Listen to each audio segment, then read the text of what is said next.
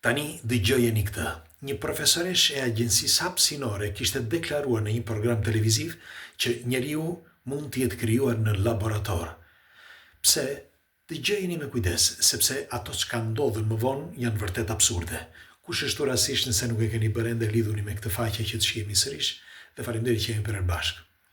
Atëre, ishte viti 2017, më ndiq me kujdes sepse është vërtet absurde. Ishte viti 2017 dhe profesoresha që është njëkohësisht edhe drejtoresha e teknologjisë së agjencisë ISS, agjencisë hapësinore, duhet ta dini internacionale, Barbara Negro, pra profesoresha në fjalë, në vitin 2017 ishte ftuar në një program televiziv në TV 2000. TV 2000, që quhet këtu, pra, është televizioni i Vatikanit.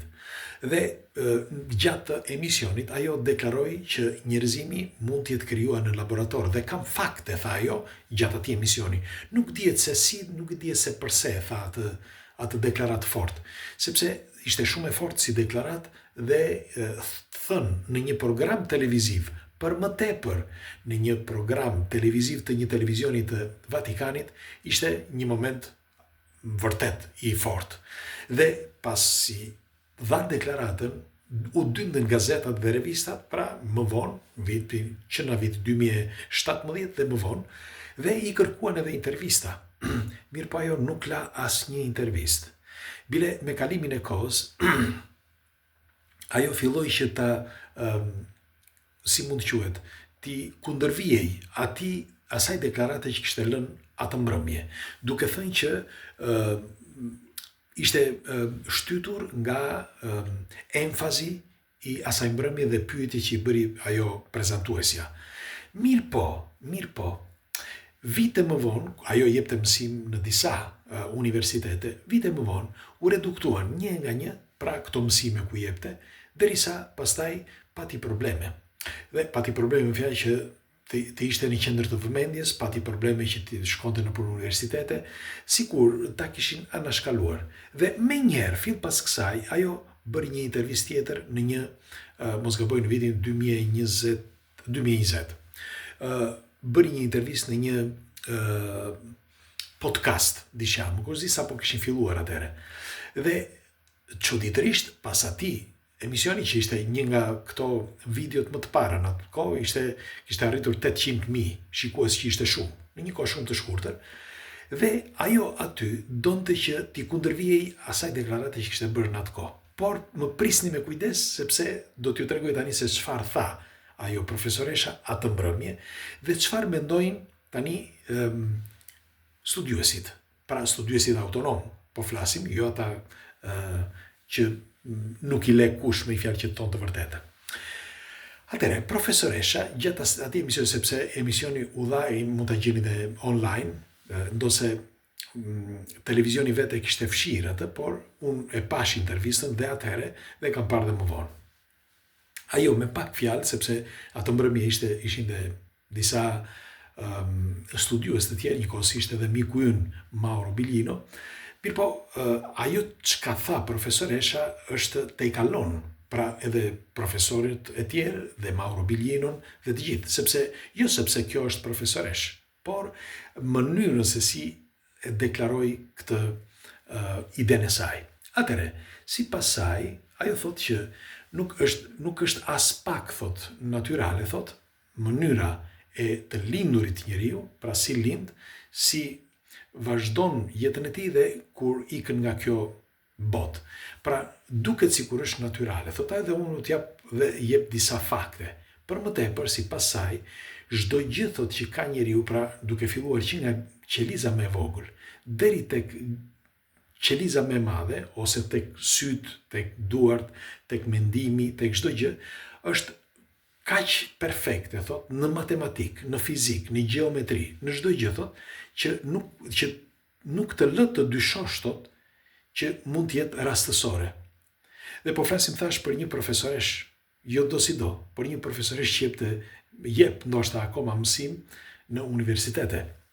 Tani, përveç kësaj, ndërhyri edhe profesor Biglino, Mauro Biglino dhe të tjerë, duke deklaruar në disa pjesë të emisionit që disa tipa, kështu i quajnë, ose disa qenje, që mund të quajnë kështu, mund të kenë krijuar në laborator pra qelizën e parë ose me njeriun e parë.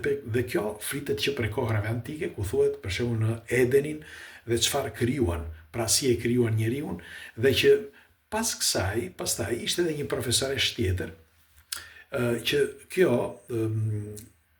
ishte ciklit normal, jo profesoreshe gradëve të larta, dhe nuk jam mbaj mend emrin e kësaj, por tha një diçka që më pëlqeu shumë në gjatë këtij emisioni, që dua ta lidh me këtë, që tha që në qoftë se keni parë në të gjitha tekstet e huaja, kryesisht ato të Ballkanit dhe fliste për Ilirin, tha dhe për Iliria, pra në vendet shqiptare tha tani tha, dhe deri në Greqi, përmendje dhe Greqi, që flitet për Minotauris, ose për këto qenjet e tjera, me fjalë që kishin ekzistuar në të kaluarën. Pra, njerëz me fjalë gjysëm kuaj, gjysëm njerëz, ose njerëz me flatra, apo kal me flatra, apo të tjerë.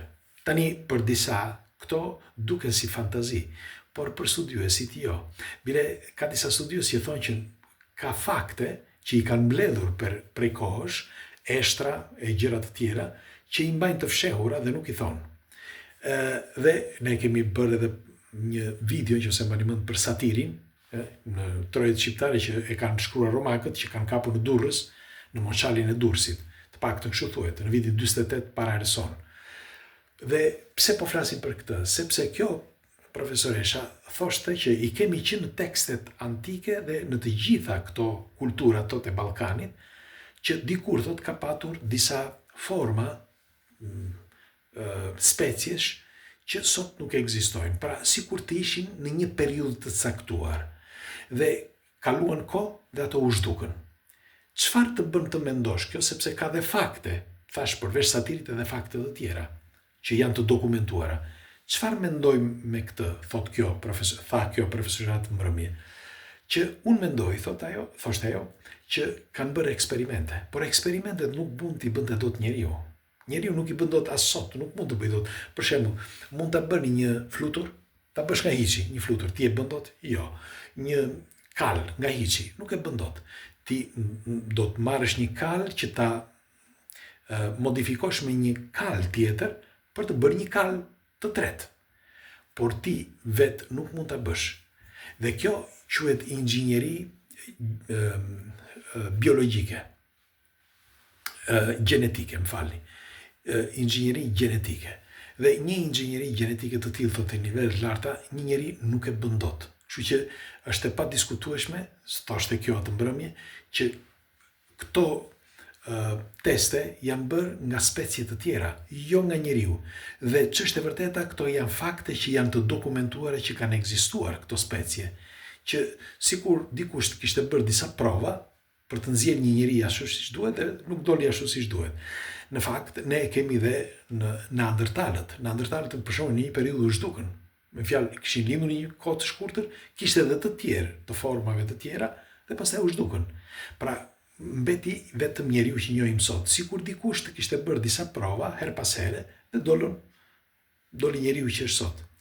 Dhe atë mbrëmje, pra ai emision, siç u thash, ai u fshi nga televizioni i Vatikanit. Ndonse i gjeni atë, sepse kanë marrë pjesë, i kanë shkarkuar dhe i gjeni, por ajo që më bëri për shumë përshtypje që kjo profesoresh tani ka dalë edhe një herë, me fjalë intervista e saj atëherë dhe diskutimet që ajo ka bërë që atëherë. Dhe ka disa studiues kohët e fundit, pikërisht për këtë hapa, këtë bisedë, ka disa studiues kohët e fundit që thonë që profesoresha Barbara Negro kishte të drejtë.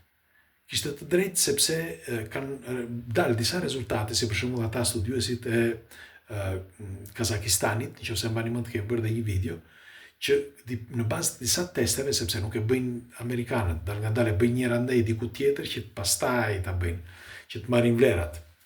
Bën teste këta dhe tregohet që njeriu, pra në bazë të testeve që është bërë, nuk mund të ketë lindur nga hiçi. Dhe studiuesit e tashmë mendojnë të njëjtin gjë. Mirë, po ajo që më bëri akoma më shumë përshtypje është fakti që profesoresha që atëherë nuk do të flas më asnjëherë më për këtë argument. Dhe pyetja është pse? Kush e ndaloi? Pse nuk mund ta thotë? e tha publikisht dhe nuk e thot më. Megjithatë, ju çfarë mendimi keni? Mundet që njeriu të jetë krijuar në laborator? Pres komentet tuaja. Natën.